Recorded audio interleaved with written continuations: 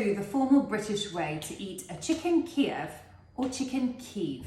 The chicken Kiev or chicken Kiev takes me back to my childhood.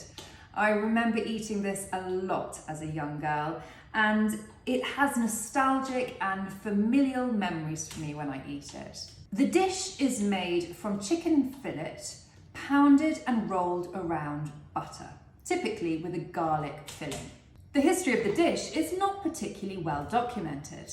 Various food historians make claims about its origins. Since the 18th century, many Russian chefs have adopted French cuisine within their cooking styles, and then combined with local culinary traditions. The recipe in the classical Russian textbook, The Practical Fundamentals of Cookery Art, finds a dish that the modern version of chicken Kiev or chicken Kiev would be familiar with.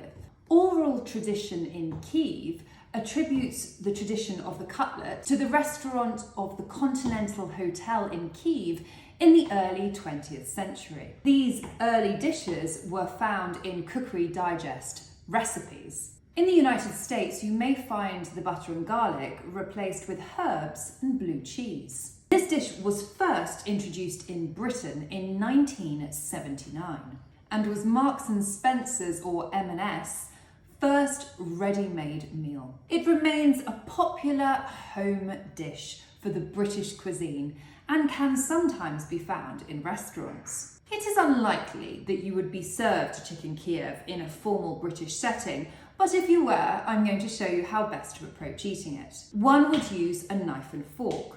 The fork in the left hand, the knife in the right, with the fork tines facing downwards. Now be aware that the inside of the chicken contains runny butter and garlic. So as you cut into the meat, make sure it doesn't squirt.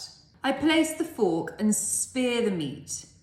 I now cut through the center of the chicken, slowly releasing any juices to run down onto the plate. This is where I'm careful that no squirting occurs. I now cut a small, delicate section from the meat and place it in one meat bite into my mouth. As you can see, the inside of the chicken is filled with a runny butter and garlic.